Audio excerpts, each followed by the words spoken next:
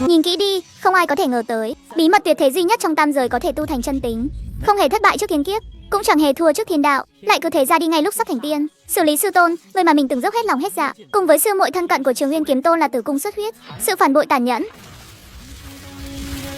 Ngay thời khắc sinh tử cận kề, Đường Hầm Thời không đã xuất hiện, đưa hắn quay trở lại cuộc chiến. Hắn, người được sống lại một đời, liệu có thể thoát khỏi sự sắp đặt của định mệnh?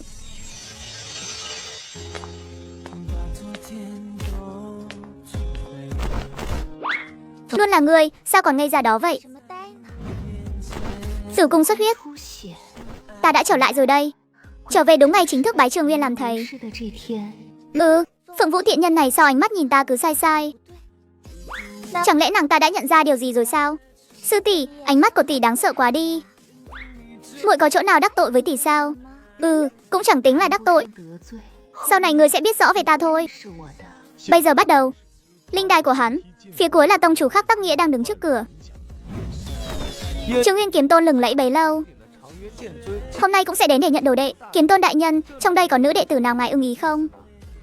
Thẩm Hoài Trác, nếu không biết nói chuyện thì tốt nhất nên im miệng lại. Các người nghĩ xem ai sẽ được Trường Nguyên Kiếm Tôn nhận vào môn hạ? Chắc chắn là Phượng Vũ sư tỷ rồi. Cửu thành cửu đan kim linh căn, thiên phú nghịch thiên, đã sớm được định sẵn là truyền nhân của Kiếm Tôn. Nếu như không phải Phượng Vũ sư tỷ thì sao? Không phải sư tỷ chẳng lẽ lại là ngươi à?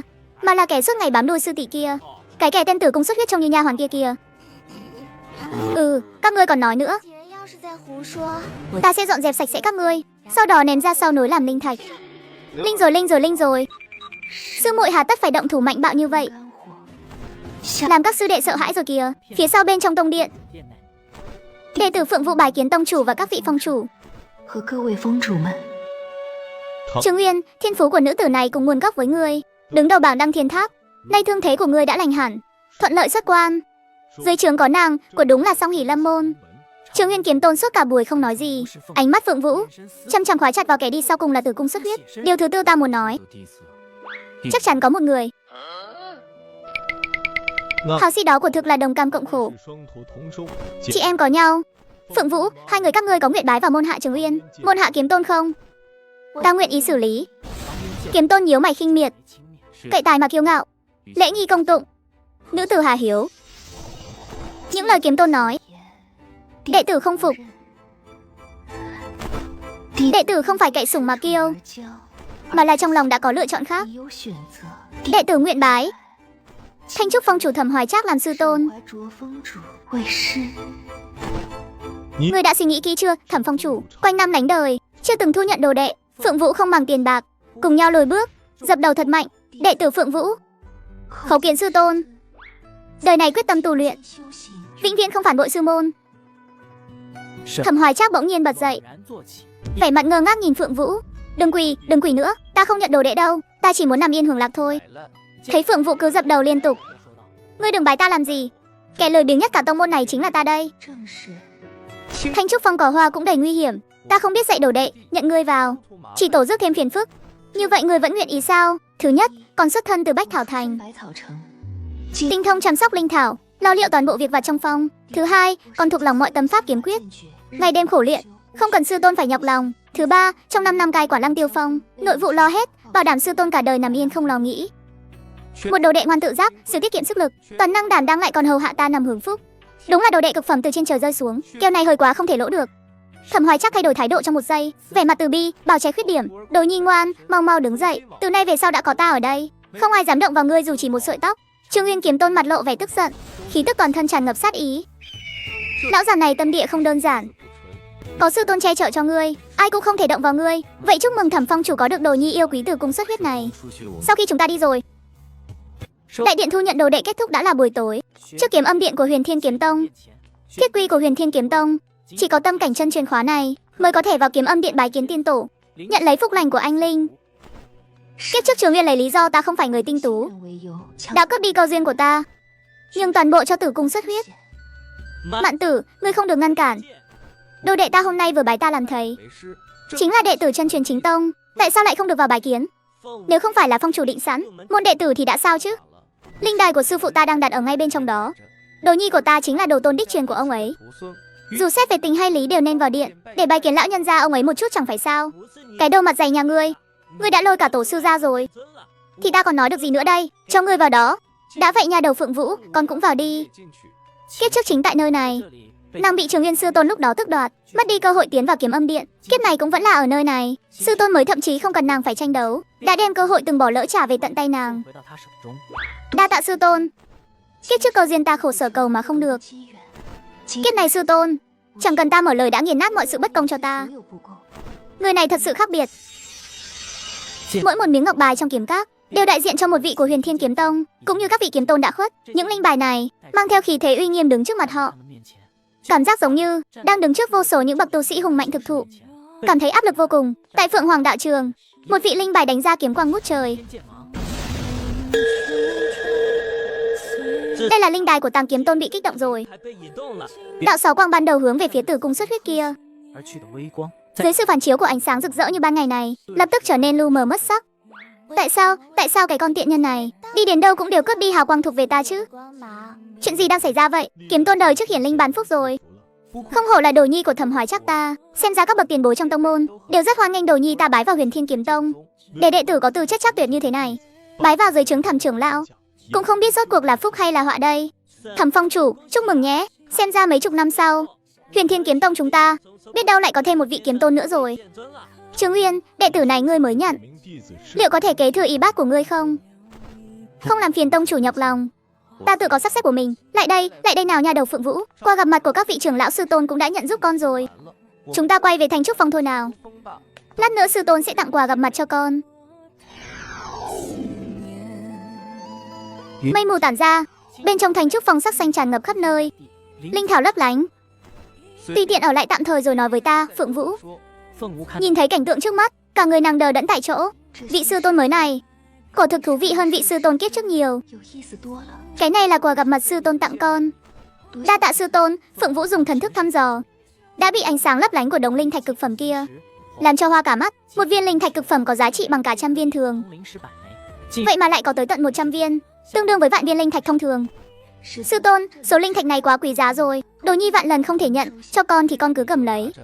Sư tôn cái khác không nhiều, nhưng linh thạch và pháp bảo thì bao la. À đúng rồi, sau núi còn có một cực phẩm linh mạch, tu luyện trên đó một ngày bằng 10 ngày bình thường. Sư tôn đi ngủ đây, trên núi này con ưng cái gì thì cứ lấy cái đó. Đệ tử Phượng Vũ bái biệt sư tôn. 3 ngày sau, chỉ mới tu luyện trên cực phẩm linh mạch 3 ngày, đã tương đương với khổ tu cả tháng trời. Cần phải cố gắng nỗ lực hơn nữa, tranh thủ sớm ngày đạt tới tu vi đỉnh phong. Viện đệ tử ngoại môn Lăng Tiêu Phong, trong đám đệ tử ngoại môn lần này, có Trương sư huynh là tu luyện nhanh nhất. Em là không bao lâu nữa sẽ được các trưởng lão trong tông môn để mắt tới, thu nhận làm đệ tử. Các sư đệ, khiêm tốn thôi, khiêm tốn chút. Ta thấy thanh kiếm trong tay Trương sư huynh cũng không hề tầm thường. Sư huynh dùng điểm cống hiến tông môn để đổi sao? Chắc chắn phải tốn không ít điểm cống hiến đâu nhỉ. Cũng chỉ có như thế, bảo kiếm mới xứng đáng với bản lĩnh của Trương sư huynh.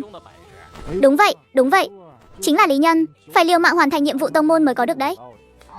Trương sư đệ, nói lại lần nữa xem, ngươi có được nó bằng cách nào? Phượng sư tỷ. Thấy người vừa tới, Trương Mậu Toàn vội giấu thanh kiếm ra sau lưng. Ta cứ tưởng là ai mà phô trương thế, hóa ra là Phượng sư tỷ à. Lại thấy người đi cùng là Tử Cung xuất huyết, Trương Mậu Toàn lập tức lấy lại tự tin. Mấy ngày trước bái kiến Vân Hải tông chủ cùng các vị trưởng lão, phụ một có mang theo dụng cụ, nếu ta không nhớ nhầm thì lúc rời đi, thanh kiếm này vẫn được ta cất trong bao kiếm ở trong phòng mình. Không biết vị sư đệ này lấy bằng cách nào vậy nhỉ? Ngươi đã tự có thành tựu lại còn bái trưởng lão tông môn làm thầy, tự nhiên là không thèm để mắt tới loại pháp khí thông thường này rồi. Quan hệ chúng ta xưa này vẫn tốt, ngươi từng nói loại hàng nát này cứ để ta dùng là được. 2 tháng trước ta bế quan trúc cơ, sau khi xuất quan đã được đưa đến đại điện tông môn ngay. Ta không biết mình đã đồng ý tặng kiếm cho ngươi từ khi nào đấy. Phượng sư tỷ, trước đây ngươi còn nhỏ tuổi, vẫn luôn là ta chăm sóc cho ngươi. Nay ngươi rời khỏi Lăng Tiêu Phong rồi, nhất định phải nói lời xa cách như vậy sao? Phượng sư tỷ, mấy ngày trước không phải ngươi đã bái vào Thanh Trúc Phong sao? Kiểm tra chúng ta một chút đi, sao hôm nay lại chạy tới Lăng Tiêu Phong này để làm khó đệ tử Lăng Tiêu Phong vậy? Phượng Vũ không thèm để ý tới Tử Cung xuất huyết, ánh mắt nhìn chằm chằm vào Trương Mậu Toàn. Ồ đúng rồi, Trương sư đệ, trên đường tới đây, ta đã báo cho hình pháp đường của tông môn rồi. Ước chừng lúc này họ sắp tới nơi rồi đấy. Cái gì, Phượng sư tỷ? Mọi người đều là đồng môn sư huynh đệ một nhà, chút chuyện nhỏ này hà tất phải báo lên hình pháp đường chứ? Mấy tên đệ tử hình pháp đường đã có mặt.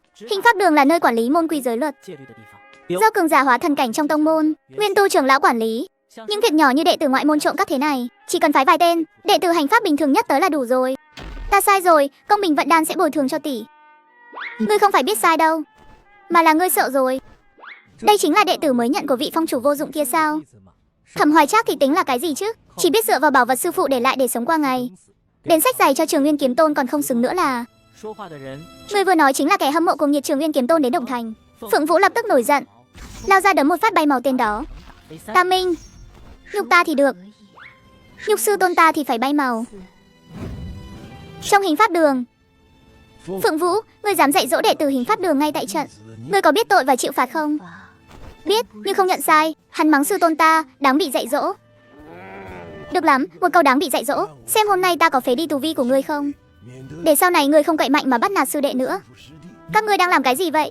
Ngươi tới chính là đệ tử của tông chủ Phượng. Sư muội, muội không sao chứ? Không sao, đa tạ sư huynh. Bây giờ tôi có thể đi được chưa? Tất nhiên là được rồi. Sư muội cứ về trước đi, ở đây cứ để huynh xử lý.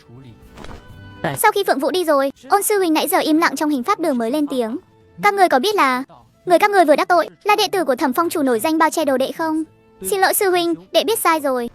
Phế đi tu vi của hắn rồi ném xuống núi cho ta. Thành Trúc Phong, Thẩm Hoài Trác đang ôm một đống mây ngũ sắc.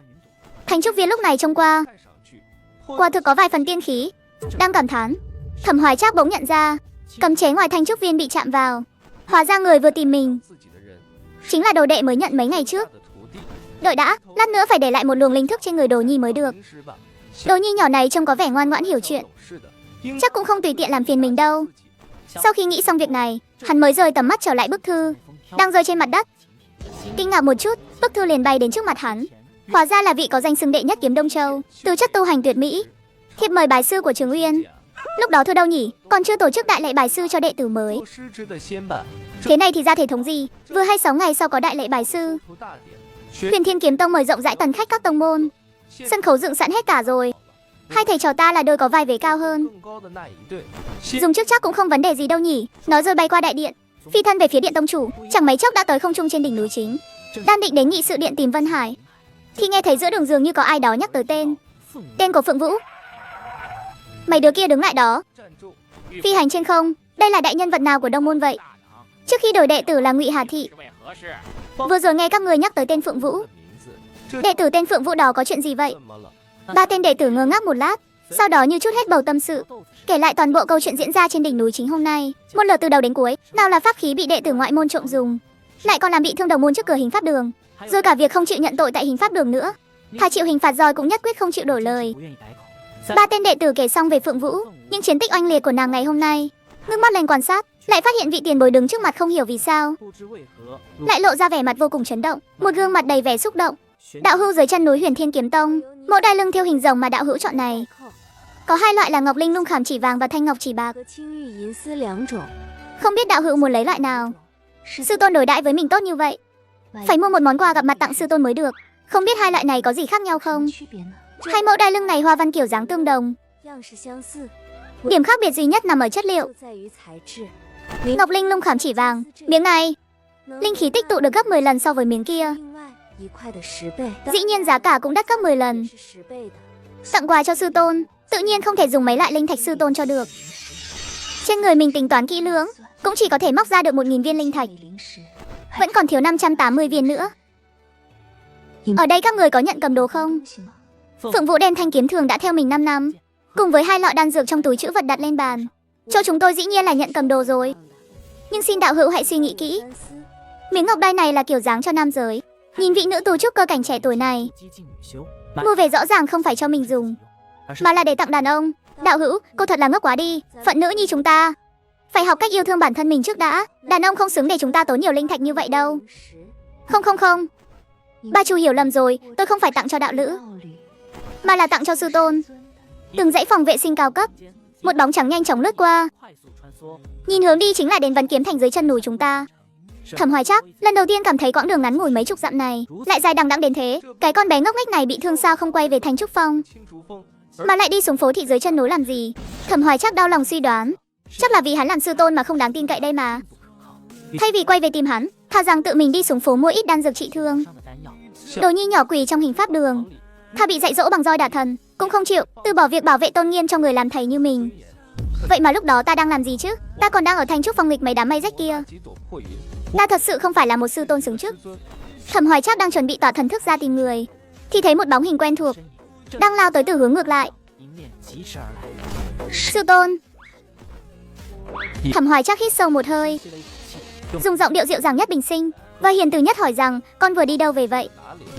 Phượng Vũ xưa nay vốn biết bản thân mình không phải là người có kết quả tốt đẹp, nhưng lại không biết khi nàng nở nụ cười tươi tắn, đến cả cỏ hoa khắp núi xung quanh cũng đều trở nên lu mờ, lúc nào cũng biết.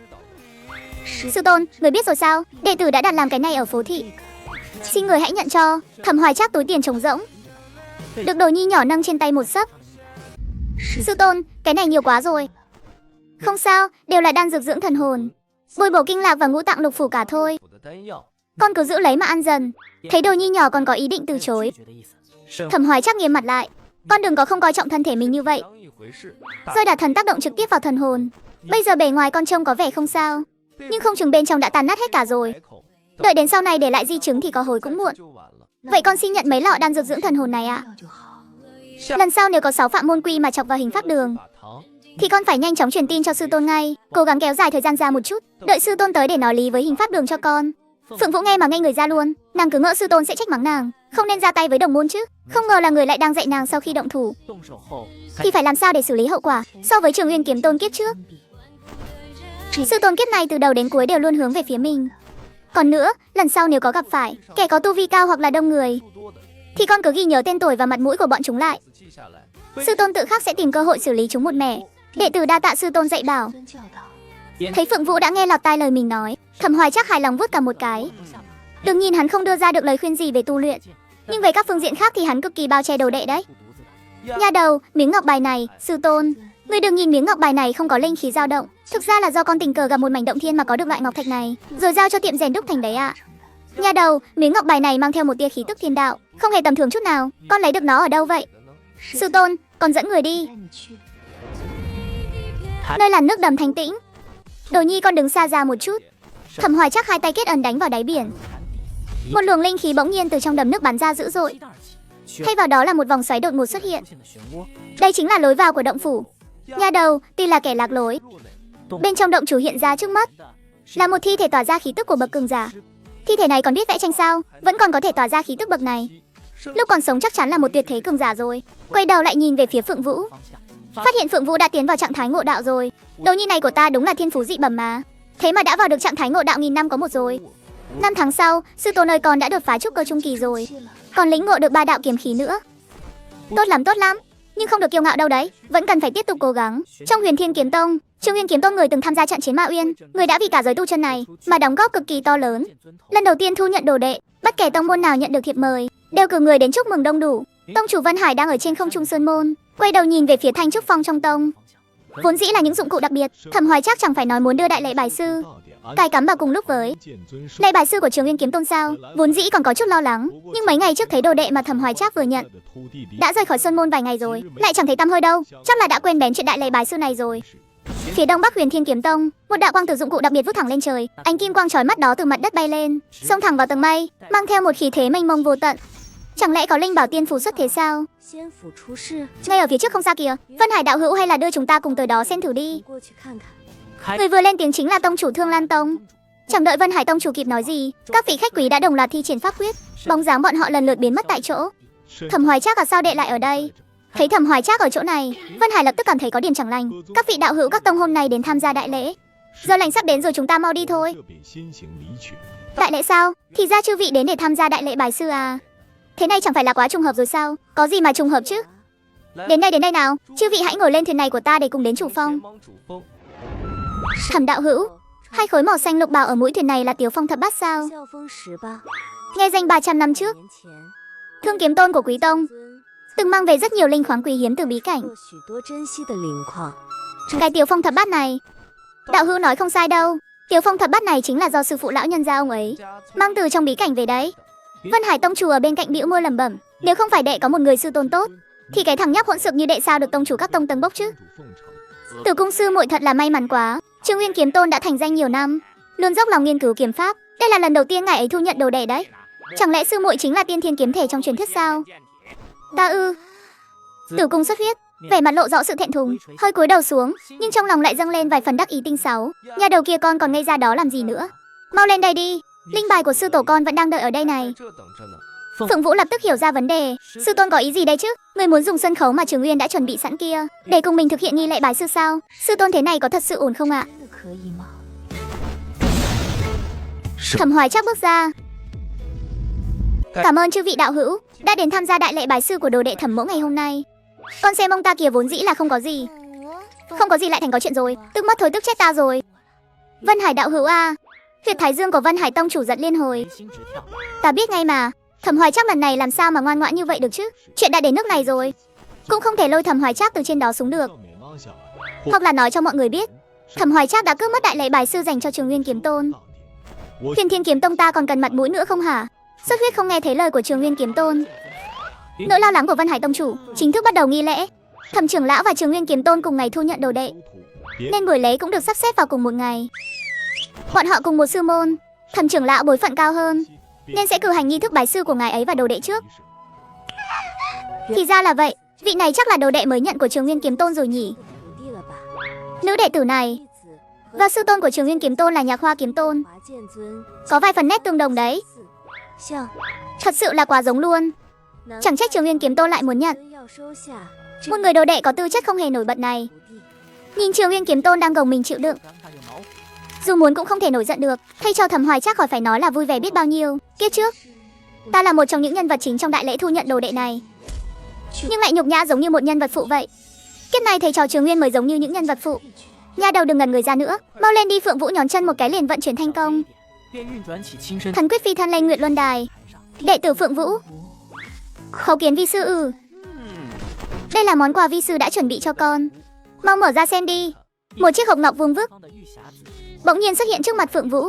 Mở hộp ra, thứ đang nằm bên trong chính là thứ mà vô số tu sĩ trong giới tu tiên hằng mơ ước, chính là ngũ hành đạo quả. Thứ này quá quý giá rồi ạ. Nhà đầu con vốn là kim hệ thiên linh căn, tư chất không hề thua kém viên kim linh đạo của này đâu. Sau này tu luyện chắc chắn sẽ đạt được kết quả gấp đôi mà tốn ít công sức. Mau mau cất kỹ đi, đợi buổi lễ kết thúc, vi sư sẽ hộ pháp cho con để luyện hóa nó. Kiếp trước Trường Nguyên Kiếm Tôn muốn vì tử cung xuất huyết mà tìm lấy một viên ngũ hành đạo quả, đã tốn công sức mấy mươi năm trời, thậm chí đích thân đi thám hiểm thượng cổ tiên phủ cũng chẳng có được. Không ngờ sư tôn lại tùy tiện ra tay, đã là một viên rồi. Một câu nói của Thẩm Hoài Trác không chỉ nêu rõ thiên phú tư chất của Phượng Vũ, mà còn dập tắt luôn ý định nhòm mó linh của này của người khác, càng khiến người ta cảm thấy là sau khi sư phụ tặng quà thì nên đến lượt các trưởng lão tông môn cũng như các khách mời đến dự lễ tặng quà. Viên ngũ hành đạo của này của Thẩm Hoài Trác như một viên ngọc quý đi trước, thì người khác sao còn mặt mũi nào nữa mà lấy ra những món quà tầm thường chứ? Mí mắt Vân Hải tông chủ giật giật, mấy ngày trước mới bị chấn lột một phần quà gặp mặt, bây giờ lại phải đưa thêm một phần nữa ra ngoài. Chuyện bái sư thế này cũng chỉ có loại mặt dày như Thẩm Hoài Trác mới có thể làm ra được thôi. Trên đài dưới đài có bao nhiêu đôi mắt đang nhìn chằm chằm vào đây. Vẫn là câu nói đó, Vân Hải tông chủ ông ấy không thể để mất mặt được. Bức bát quyền đồ này là do họa sư Vu Quyền năm xưa vẽ cho Khai Sơn tổ sư của Huyền Thiên Kiếm Tông ta. Lúc đó tổ sư đã gần đến lúc phi thăng rồi. Trong bức họa này tự nhiên chứa đựng một luồng thiên địa linh khí huyền diệu, hôm nay liền tặng cho con đấy. Đa tạ tông chủ. Thật sự đem đồ vật tặng đi rồi, chẳng lẽ Vân Hải tông chủ không thấy xót xa sao? Dù ông ấy không thích Thẩm Hoài Trác, nhưng việc phải chăm sóc người nhà thì ông ấy vẫn hiểu. Ông ấy cười hiền từ dặn dò Phượng Vũ nha đầu, bức họa này con hãy giữ cho kỹ, lúc tu luyện hãy thường xuyên nghiền ngẫm, tương lai kế thừa ý chí của tổ sư gia, làm dạng danh Huyền Thiên Kiếm Tông ta. Con tuổi còn nhỏ mà đã có tu vi thế này rồi, tương lai kết đan, Nguyên Anh tự nhiên không thành vấn đề. Hàn tinh thiết là một trong những linh tài cần thiết để rèn dụng cụ. Đông Châu ta khó mà tìm được khối hàn tinh thiết nào có phẩm chất tốt hơn khối này đâu. Con cứ nhận lấy trước đi, sau này nhất định sẽ có lúc dùng đến đấy. Tức chết ta rồi, vốn dĩ tất cả đều phải thuộc về ta chứ, đều bị con tiện nhân Phượng Vũ kia cướp mất rồi. Nhìn lại phía Tử Cung Xuất Huyết bên này, ánh mắt bừng bừng lửa giận, hận không thể đem Phượng Vũ ra loại bỏ ngay lập tức. Thấy biểu cảm của Tử Cung Xuất Huyết, Trường Nguyên Kiếm Tôn nói con thích những thứ đó sao?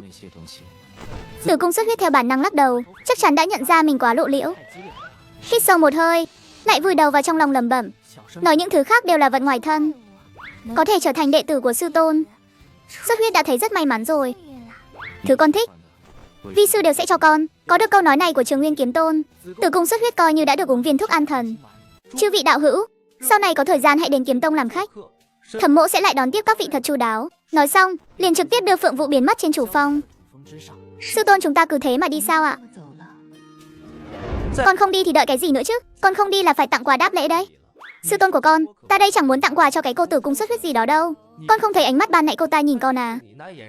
Sắp bắn ra tia lửa luôn rồi đấy. Còn cả lần trước con đến Lăng Tiêu Phong lấy đồ, cô ta cũng gây khó dễ cho con đúng không? Sư tôn vậy mà lại chú ý đến cả những chuyện nhỏ nhặt này sao?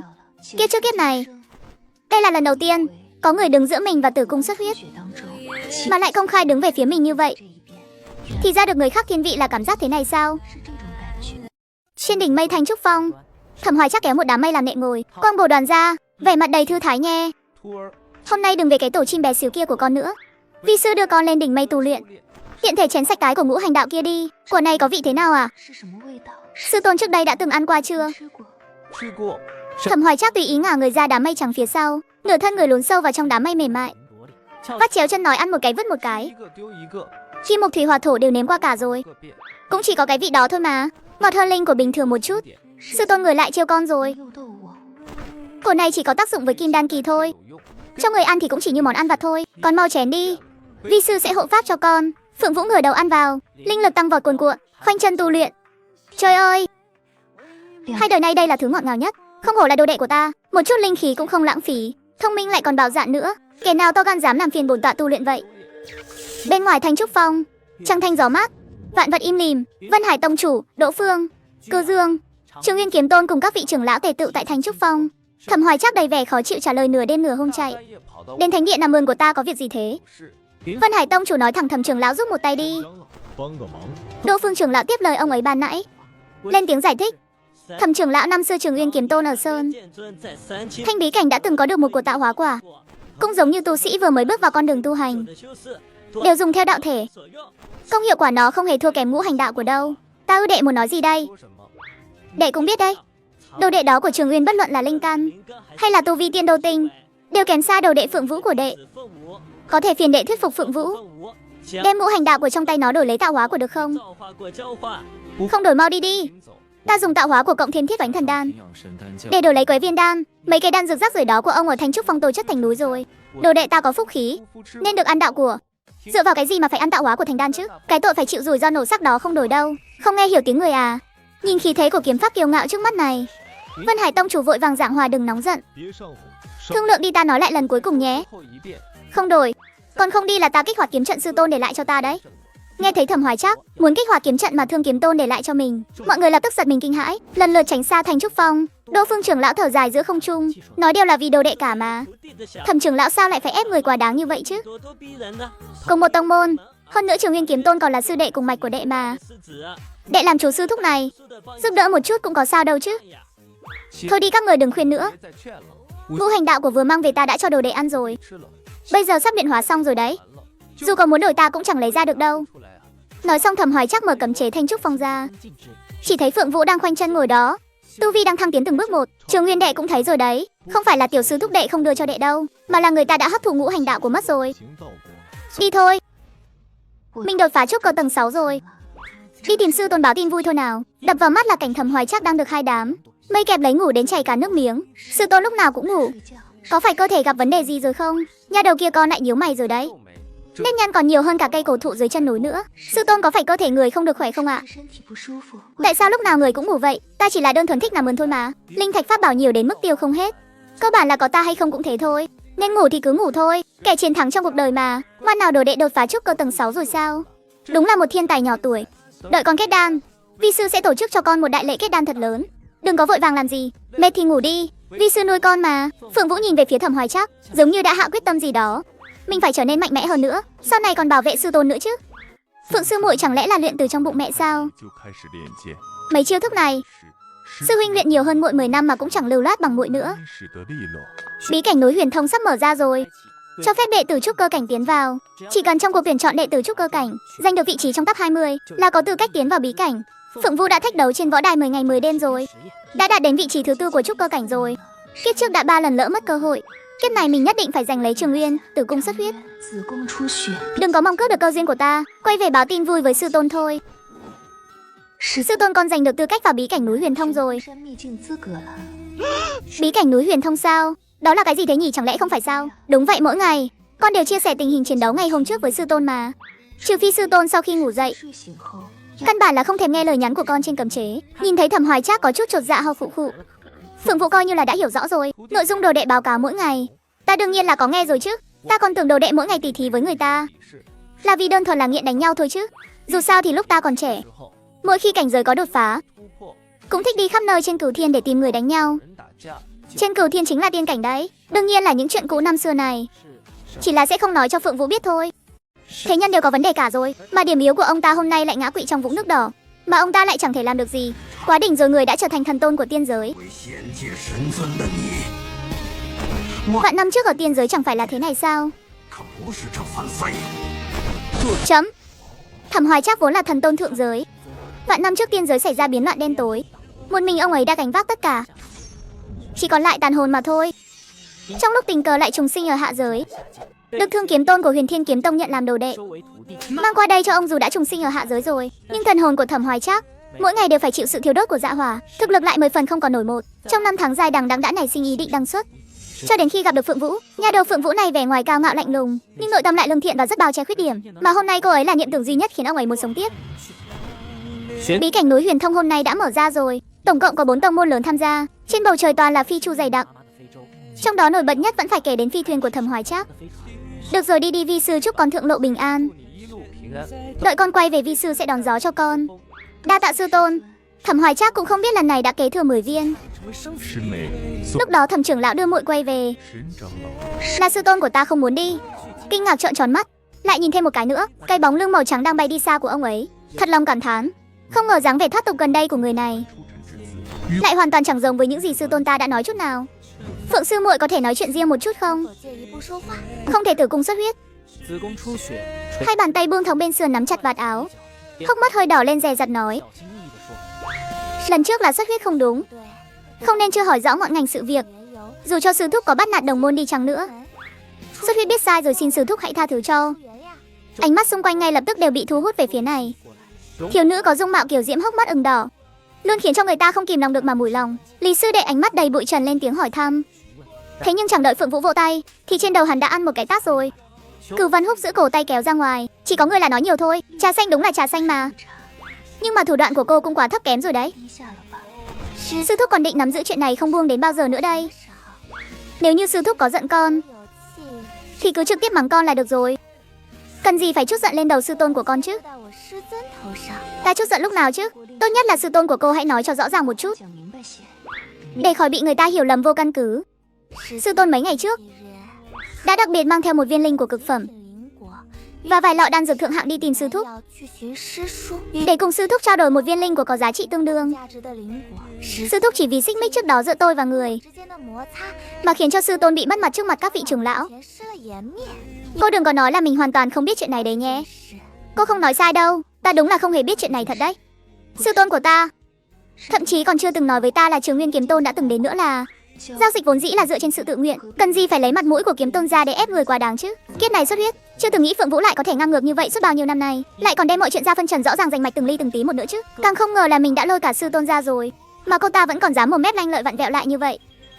Sư phụ Nê Mẫn, sao cô có thể nói như vậy được chứ? Đệ tử các tông tiến lên phía trước. Thời gian mở bí cảnh là 1 tháng. Sau 1 tháng, các con có thể được truyền tống từ bên trong ra ngoài hay không? Bây giờ hãy đi theo con đường này mà lên thì có thể tiến vào bí cảnh rồi. Vị đạo hữu ngũ quan này có tướng mạo kỳ lạ quá. Ta không nhịn được mà bấm ngón tay tính một quẻ. Quẻ tượng tuy rằng có vận rủi bao quanh, nhưng vẫn còn ẩn giấu một tia hy vọng sống. Chỉ mong đạo hữu nếu gặp phải cảnh khốn cùng thì đừng có từ bỏ nguồn hàng đó, hãy nỗ lực kiên trì hết mình, chắc chắn sẽ có thể hóa nguy thành an. Cái đám người Thiên Nhãn Tông các người đúng là đi đến đâu cũng tính toán đến đó. Một lỗ thần hồn nát thần tính, ta vốn dĩ đã là người từng ra đi một lần rồi, vận rủi bao quanh nhưng lại gặp được một tia hy vọng sống. Thiên Nhãn Tông giỏi thuật suy diễn ngũ hành, quả nhiên là danh bất hư truyền. Trong bí cảnh Phượng Vũ tìm được một nơi linh khí dồi dào, lập trận pháp xong liền bắt đầu tu luyện. Lần tu luyện này thời gian nhập định đặc biệt lâu, đã chạm đến ngưỡng cửa đột phá trúc cơ hậu kỳ rồi.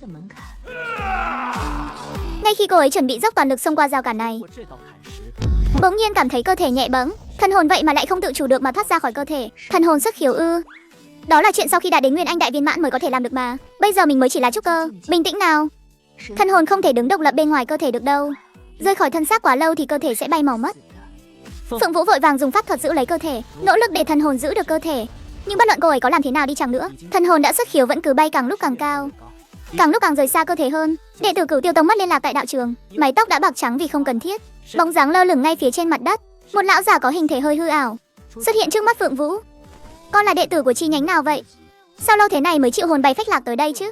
Lại nhìn từ trên xuống dưới đánh giá cô ấy thật kỹ. Sao con lại yếu ớt như vậy chứ? Cùng lúc đó, Thẩm Hoài chắc thấy người bạn cũ đã làm khó người khi đưa ta một đoạn đường này rồi. Nếu không phải tiểu đồ đệ vô tình mang Long Nhàn tới đây, thì ta vẫn còn chưa biết được cái luồng phân thân này của ngươi vậy mà lại không thể quay về được. Nhưng có thể để tiểu đồ đệ của ta nhân cơ hội này ngộ ra vài phần thiên địa huyền cơ, cũng coi như phân thân này của ngươi đóng góp chút ít rồi. Nén đau thương nhé. Thẩm Hoài chắc lẩm bẩm một mình, vừa nói vừa từ trong tay áo lấy ra một nắm. Hào quang rực rỡ rải xuống xung quanh đầm nước.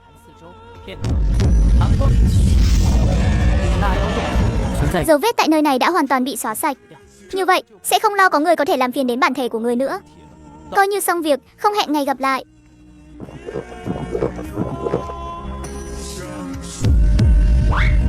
Không ổn rồi, cái gương để lại trên người nha đầu kia đã bị kích động. Nha đầu à, con nhất định đừng để xảy ra chuyện gì nhé. Con là tia chấp niệm cuối cùng của sư tôn ở thế gian này đấy. Chẳng lẽ ngươi không phải đệ tử Cửu Tiêu Tông ta sao? Phượng Vũ lắc đầu, tự giới thiệu, vạn bối Phượng Vũ, đến từ Huyền Thiên Kiếm Tông. Huyền Thiên Kiếm Tông sao? Đây là nơi đạo huyền lão tổ khai sơn tổ sư Cửu Tiêu Tông đặc biệt tạo ra cho các tân đệ tử cảm ngộ, khơi gợi, tìm kiếm con đường tu hành phù hợp trong ảo cảnh. Cảnh tượng phía trước tuy là giả nhưng khi thân ở trong đó, linh khí cảm nhận được lại là thật. Ngươi đi theo ta. Đây là một viên thiên linh châu chứa đựng sức mạnh thiên địa. Đạo trường này là do lão tổ, chính là đạo huyền lão tổ, dùng năng lượng bên trong thiên linh châu đúc thành. Còn việc tiểu hữu người xuất hiện ở đây cũng là vì viên thiên linh châu này. Còn chưa tiến lại gần, đã có thể cảm nhận được trên viên châu tỏa ra năng lượng cực kỳ mạnh mẽ. Đây là sức mạnh khủng khiếp mà Phượng Vũ chưa từng cảm nhận được. Ngay cả Trường Nguyên Kiếm Tôn thời kỳ đỉnh cao kiếp trước cũng không thể so bì được 1/10. Xem ra mình đoán không sai. Toàn bộ la bàn này, hay nói cách khác là toàn bộ bí cảnh, đều do viên châu này mà ra. Đây là một viên thiên linh châu chứa đựng sức mạnh thiên địa. Đạo trường thử thách đệ tử này chính là do lão tổ dùng năng lượng bên trong thiên linh châu đúc thành.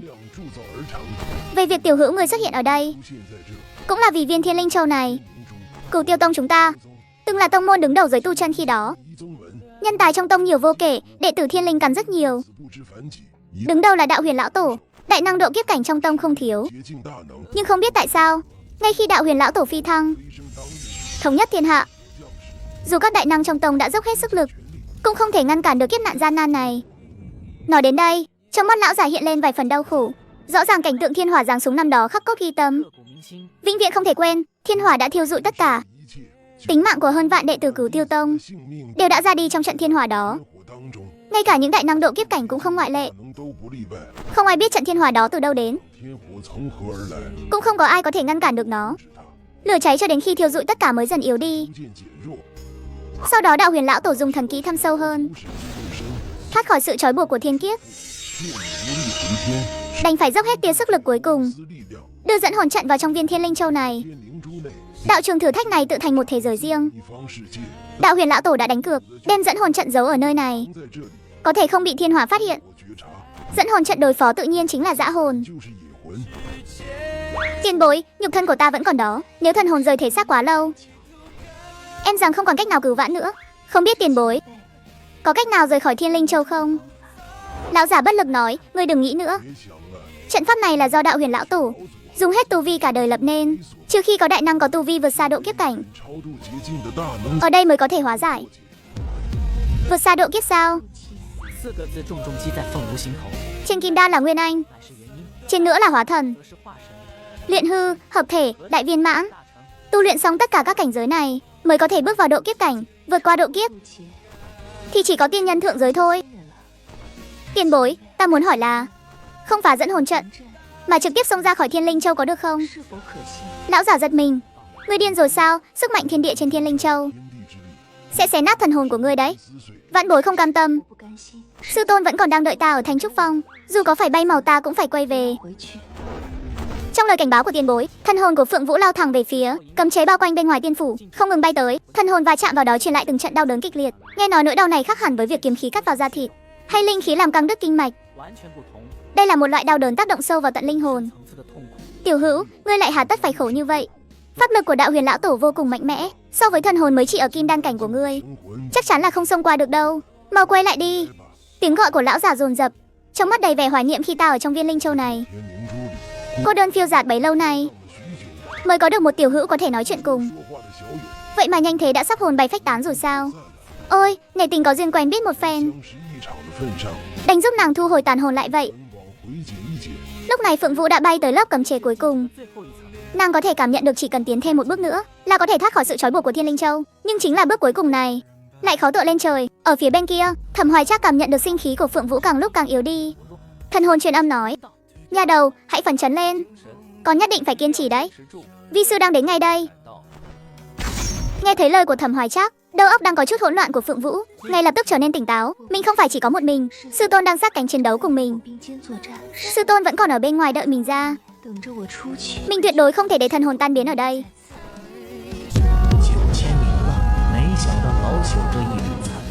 Vẫn còn được đánh thức. Chỉ là không ngờ trận pháp này cuối cùng vẫn đầy dễ sơ hở. Ngài là Đạo Huyền lão tổ sao? Chính là lão hủ đây. Trong giọng nói của ông ấy dường như đã thấu hiểu tất cả. Tiểu hữu không phải đệ tử Cửu Tiêu Tông, nhưng lại lọt vào dẫn hồn trận mà lão hủ lập ra cho đệ tử Cửu Tiêu Tông. Đó là sơ suất của lão hủ, cũng là duyên phận của tiểu hữu với tông môn chúng ta. Lão hủ có thể tiễn tiểu hữu ra ngoài, nhưng có thể xin tiểu hữu đồng ý với lão hủ một lời thỉnh cầu hơi quá đáng này không? Ngài cứ nói đi. Trong giọng nói trầm thấp của Đạo Huyền lão tổ mang theo sự bi lương vô tận. Đạo Huyền lão tổ vì cả tông môn, thà tự hủy thần hồn cũng muốn bảo vệ đệ tử tông môn. Chỉ riêng ý chí hào hùng này thôi, sau này ta nhất định sẽ vì ngài tìm kiếm nguyên nhân thiên hỏa giáng xuống. Ôi, nhớ lão tổ ta ngày nào. Lão hủ đã hẹn với ngươi rồi đó. Nhìn về phía viên Minh Châu rực rỡ đang lơ lửng trên bầu trời la bàn phía trước, bất luận tàn niệm của Đạo Huyền lão tổ có thể cảm nhận được nữa hay không, vẫn trịnh trọng đóng lại một dấu ấn. Sở Tuyết sư muội, nơi muội nói còn bao xa nữa mới tới thế? Chúng ta đã phí thời gian với muội dòng dã 3 ngày rồi. Trong bí cảnh thời gian vô cùng quý giá, nếu không phải muội cứ khăng khăng đảm bảo là có thể tìm được một nơi linh khí tuyệt hảo để tu luyện, thì chúng ta tuyệt đối sẽ không đi theo muội, lãng phí nhiều thời gian của chúng ta như vậy. Muội có đền nổi không hả? Mọi người kiên trì thêm chút nữa đi, sắp tới nơi rồi mà. Lãng phí 3 ngày của chúng ta, còn làm hỏng một món pháp bảo phòng ngự bị động trên người ta nữa. Món nợ này các người nhất định phải đền. Nhìn thấy bộ dạng bẽ mặt của Tử Cung xuất huyết, Phượng Vũ liền nhanh chóng bay về vị trí cũ. Thần hồn nhập thể, một cảm giác mệt mỏi ập đến tâm trí. Tuy nhiên Phượng Vũ không kịp nghỉ ngơi, cảm nhận được hơi thở lạ xuất hiện bên cạnh mình, sắp chạm vào mình rồi.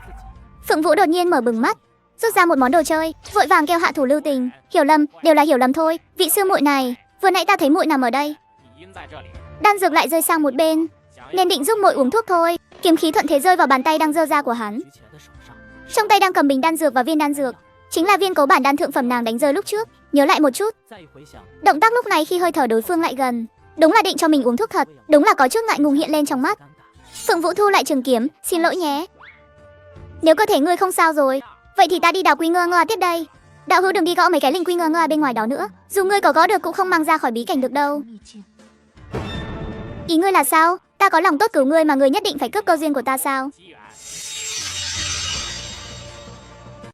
Bên ngoài bí cảnh, toàn bộ đệ tử đã quay trở về, chỉ duy nhất thiếu mất 2 người. Đi theo bên cạnh Tử Cung xuất huyết trong bí cảnh là 2 đệ tử Vô Cực Điện. Sư muội, cuối cùng cũng gặp được muội rồi, nhờ có sư muội nhắc nhở, thời gian còn lại ta không lãng phí vào việc cọ đá nữa. Bây giờ ta đã thuận lợi đột phá trúc cơ cảnh tầng 8 rồi. Lâm Tầm Phong nhìn người trước mặt, với tu vi trúc cơ tầng 8, tiếng sư muội đó dù thế nào cũng không thốt ra lời được nữa. Trên mặt hiện lên một tia bối rối, sau đó liền thuận miệng thay đổi cách xưng hô. Chúc mừng đạo hữu tu vi tinh tấn. Tốc độ tiến bộ của đạo hữu đúng là khiến người ta kinh ngạc. Thiên phú như vậy, chắc hẳn không lâu nữa sẽ thấy đạo hữu kết đan thôi. Đạo sĩ họ Lâm ta hy vọng có vinh hạnh được tham gia đại điển kết đan của đạo hữu. Tu vi của đạo hữu cũng tinh tấn không ít mà. Trong lúc trò chuyện qua lại, nơi đệ tử Thiên Nhãn Tông tụ tập, một bóng người mặc áo choàng 2 màu đen trắng, vóc dáng hơi đầy đặn lọt vào tầm mắt. Tư Đồ đạo hữu. Tư Đồ Miếu nghe thấy có người gọi mình, quay người lại thấy Phượng Vũ đang đứng trước mặt, đã là trúc cơ hậu kỳ. Sau cơn kinh ngạc, trong mắt hiện lên một sự thấu hiểu. Xem ra đạo hữu đã vượt qua kiếp nạn lần này rồi. Chúc mừng nhé. Nhờ có mấy lời đó của đạo hữu lúc trước, đã giúp ta hưởng lợi rất nhiều. Với lại lúc ở bí cảnh quá vội vàng, vẫn chưa kịp đến chúc mừng đạo hữu một tiếng. Không cần khách sáo đâu, ta cũng là do thói quen thôi. Vừa gặp mặt là cứ không kìm được muốn bói toán cho người ta một chút. Cùng với việc kết thúc trải nghiệm, các tu sĩ từ các nơi bắt đầu tập trung lại gần linh chu của tông môn mình. Trần sư muội và Nam cung sư đệ đâu rồi? Sao không thấy họ ra khỏi bí cảnh vậy? Sư huynh, liệu có khi nào họ vẫn còn ở trong bí cảnh, không kịp truyền tống ra ngoài không? Tuyệt đối không thể nào. Bí cảnh đóng lại, tất cả những người còn sống đều sẽ được truyền tống ra ngoài. Bao nhiêu lần rồi chưa từng có ngoại lệ. Lúc này có ai trong các người thấy hai người họ không? Không trách anh ta lại lo lắng như vậy. Nam cung sư đệ thì tạm thời không nói đến, nhưng Trần sư muội lại giống như anh ta, là sư muội đồng môn cùng một sư tôn, cũng giống anh ta đều là thiên linh căn, được sư tôn đặt rất nhiều kỳ vọng. Vậy mà lại ra đi ở tiểu bí cảnh núi Huyền Thông sao? Về nhà biết giải thích thế nào với sư tôn đây? Ai đã thấy họ ở bên trong chứ? Phía bên Thương Lan Tông có một tu sĩ luyện khí hậu kỳ, rụt rè giơ tay lên, hơi ngập ngừng nói: hai người mà các anh mô tả đó, tôi cũng có gặp qua một lần. Lúc đó họ hình như ở phía bên kia, đi cùng với vị đạo hữu mặc váy hồng của Huyền Thiên Kiếm Tông. Đi cùng nhau mà. Ánh mắt của tất cả mọi người thuận theo hướng ngón tay của đệ tử Thương Lan Tông này đều nhìn về phía đó. Trong đội ngũ Huyền Thiên Kiếm Tông, người mặc váy hồng chỉ có duy nhất một Tử Cung xuất huyết tu vi luyện khí trung kỳ. Ngươi nói vậy là có ý gì hả? Ám chỉ cái gì chứ? Chẳng lẽ nghi ngờ ta đã hại hai người đó sao? Vị chân nhân dẫn đoàn của Vô Cực Điện không để ý đến lời của Tử Cung xuất huyết mà tiến về phía nàng. Đệ tử Vô Cực Điện giàu có thì không giả, nhưng ta là đệ tử thân truyền của Kiếm Tôn, pháp bảo trên người không biết bao nhiêu mà kể. Lẽ nào ta lại thiển cận đến mức nhắm vào mấy thứ đồ đó sao? Lúc ở trong bí cảnh, ta và Chu sư huynh cùng với Lưu sư huynh họ luôn ở cùng nhau. Chúng ta đều có thể làm chứng cho nhau mà. Vị sư huynh này, sao anh có thể vu khống chúng tôi như thế? Tử Cung xuất huyết bị nói trúng nên phản ứng rất nhanh. Chân nhân dẫn đoàn của Vô Cực Điện truyền âm cho Minh Quân Phong được rồi. Sư tôn của nàng ta là Trường Uyên, việc này cứ báo cáo lên sư tôn của người trước đã, đợi ngài ấy đến rồi mới quyết định tiếp. Làm phiền chư vị rồi, dẫn đệ tử ở lại đây thêm một thời gian nữa. Trần Đồng vốn là người của 7 cung 13 hoàng trong Vô Cực Điện, là cung chủ của Tuyển Tiên Cung, Lạc Vô Thương chi chủ. Hắn ở trong phòng của Vô Cực Điện, là thái thượng trưởng lão của thế hệ này. Để làm rõ chân tướng, sau khi thử xong lại bị chặn ở cửa sau. Từng người một vì thời gian bị trì hoãn nhất. Lúc đó bí cảnh mới mở ra chưa đầy 5 ngày. Tu vi của Tử Cung xuất huyết vẫn dừng lại ở dẫn khí nhập thể. Tử Cung xuất huyết có gì đó không đúng lắm. Sư thúc nhìn con như vậy làm gì chứ? Người khác nghi ngờ con thì thôi đi, chẳng lẽ ngài cũng nghĩ con sẽ hại người sao? Nếu người đã bị oan thì không cần sợ người khác hỏi, càng không cần sợ người khác nhìn thêm vài cái. Phượng Vũ sẽ không thuận theo lời của người khác để trấn an Tử Cung xuất huyết đâu. Nhấn may một cái rồi nói tiếp. Người ta mới nhìn thêm 2 cái mà đã thấy là đang nghi ngờ ngươi rồi, trừ khi trong lòng ngươi có ma thôi. Đã nói rồi thì tiếp theo sẽ là một đạo ảnh liên truyền linh lực cho Lâm Tầm Phong, thâm tình như một giấc mơ. Lúc này mọi người mới hiểu được cái mà người của Vô Cực Điện nói sắp đến là sắp đến mức nào. Thân hàn hóa thân, đây là năng lực chỉ có đại năng hóa thần cảnh mới có. Kẻ nào gan lớn dám xử lý ý chí của bản tọa? Sư tôn, ngài đến nhanh quá. Bây giờ vẫn chưa điều tra rõ rốt cuộc vì sao lại mất tích. Vậy mà vẫn chưa mau chóng điều tra tiếp sao?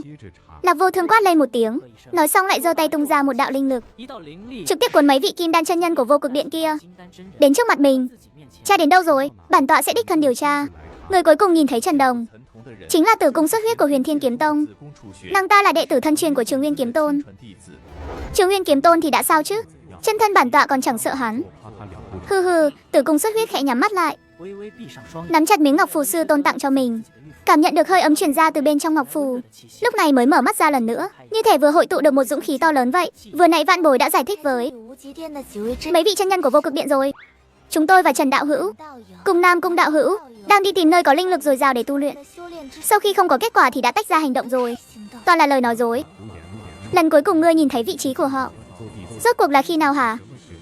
Tử Cung xuất huyết sững người một lúc, có chút không thể tin nổi nhìn về phía Lạc Vô Thương.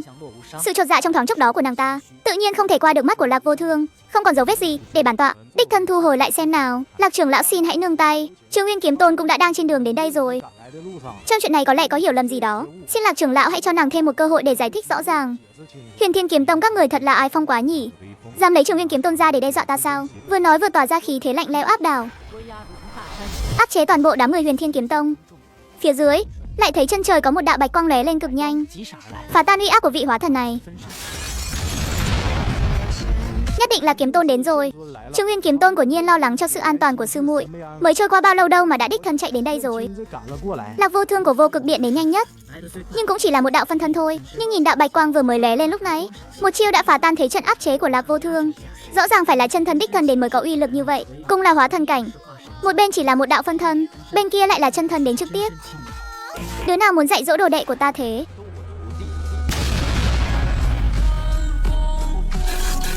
Không phải ngươi chứ? Đứa nào là đệ tử của ngươi hả? Trong sự mong đợi tràn đầy trên mặt Tử Cung Xuất Huyết. Ta đáng lẽ phải nghĩ ra từ sớm mới đúng chứ. Không phải hắn, sư tôn. Sao mày lại đến nhanh như vậy? Nam Cổ Thành. Từ trước đó rồi. Khi thần hồn của ta bị cấm chế chặn lại, nhất định phải xông ra khỏi đó cho bằng được. Thì sư tôn đã vào núi rồi. Không phải, ngươi nói đi chứ. Ai là đồ đệ của ngươi hả? Đồ đệ đó của ta thiên tư chắc tuyệt, tu hành vô cùng siêng năng, với sư trưởng thì cung kính tôn trọng, với đồng môn lớp dưới thì hết lòng yêu thương che chở. Tuổi còn trẻ mà đã tự có phong thái riêng, ý thức tu hành cũng đã có chút thành tựu rồi. Lạc Vô Thương nghe ra thầm ý trong lời của Thẩm Hoài Trác, cơn giận trong lòng nguôi ngoài một chút, có chút kỳ lạ mà xem xét sự thay đổi của bên trong. Liếc nhìn Sơ Tuyết một cái, giơ tay ra chỉ vào nàng ta rồi hỏi, đứa này không phải đồ đệ của ngươi sao? Cái đứa mà ngươi đang chỉ đó có điểm nào so được với đồ đệ của ta chứ? Một nửa cũng không bằng. Với người không liên quan đến đệ tử bản tọa vốn cũng không có tâm tư gây khó dễ. Ai mới là đồ đệ của ngươi hả? Ngươi cứ dẫn đi là được. Thấy chưa? Cái người đằng kia mới là đồ đệ của ta. Được, bản tọa nể mặt Huyền Thiên Kiếm Tông một lần. Những người không liên quan đều có thể lui xuống hết. Bản tọa chỉ thẩm vấn một mình nàng ta thôi. Thẩm trưởng lão đã nói là đệ tử tộc. Sư tôn của đệ tử vẫn chưa đến, ngài không thể không quan tâm đến đệ tử được. Chuyện này vốn dĩ là do ngươi mà ra. Nếu trước đó ngươi đã từng nói việc ra đi của đạo hữu Vô Cực Điện không liên quan đến ngươi, vậy thì lúc này việc ngươi nên làm chính là đem những chuyện mà ngươi biết nói ra ngọn ngành từ đầu đến cuối. Đừng có làm liên lụy đến sư trưởng đồng môn. Tất cả chúng ta bị giữ lại ở đây đều là vì một mình ngươi đấy, Tử Cung Xuất Huyết. Không ai nợ gì ngươi cả đâu. Những gì tôi nói đều là sự thật mà. Sau khi xuống núi, chúng tôi đã cùng với Trần đạo hữu và Nam Cung đạo hữu tách ra hành động. Từ sau đó chúng tôi không còn gặp lại họ nữa. Nói bậy, nếu đã khẳng định chắc nịch như vậy, vậy thì để bản tọa dùng sư hồn để phân định thật giả. Kiếm tôn, kiếm tôn.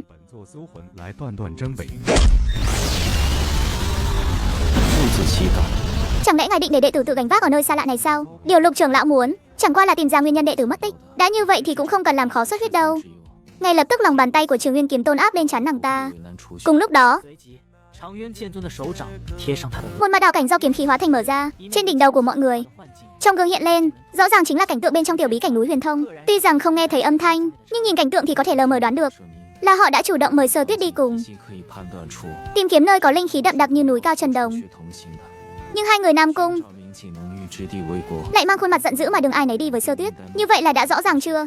Bản tọa trả lại sự trong sạch cho nàng, như vậy là có thể thu hồi thủ đoạn rồi chứ. Không phục thì nói tiếp đi. Ta vẫn cảm thấy trong chuyện này có gì đó không đúng. Chuyện này đợi 10 năm sau khi bí cảnh mở ra lần nữa, đệ tử tông ta tìm thấy xương cốt của hai người họ rồi tính tiếp. Đệ tử bái kiến sư tôn. Cửu Tiêu Tông, ngài đã từng nghe qua chưa? Trong ấn tượng của ta không có tên tông môn này, nhưng bao nhiêu năm qua chỉ có tiểu đồ đệ là con vẫn xông được vào Thiên Linh Châu. Đó chính là duyên phận của con với Cửu Tiêu Tông đó. Biết đâu sau này nguyên nhân thiên hỏa giáng xuống thực sự có thể được con khám phá ra. Con cứ yên tâm tu luyện trước đi. Muốn nhìn thấu thiên đạo, thiên hỏa chí ít cũng là chuyện của. Sau khi đạt đến hóa thần, vừa mới từ bí cảnh ra ngoài, đã vất vả lâu như vậy rồi. Đột nhiên con quay về nghỉ ngơi cho tốt đi. Vi sư phải ra ngoài một chuyến. Sư tôn đúng là một người bận rộn mà. Thẩm trưởng lão, ngài nói là vì đệ tử tu hành quá chăm chỉ,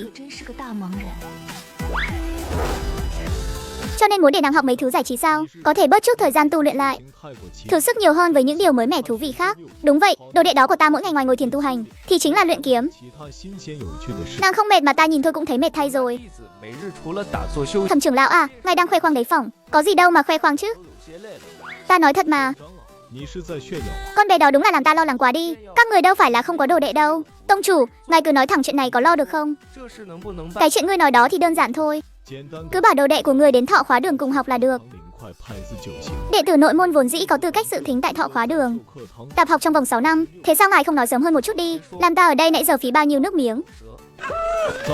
Thế nhưng không biết phải mở ra thế nào. Thẩm Hoài Trác liền bấm một cái pháp quyết, lướt nhẹ một cái đã bay khỏi đại điện. Mau nhìn kìa, có người đang xông vào Hồng Liên kiếm trận.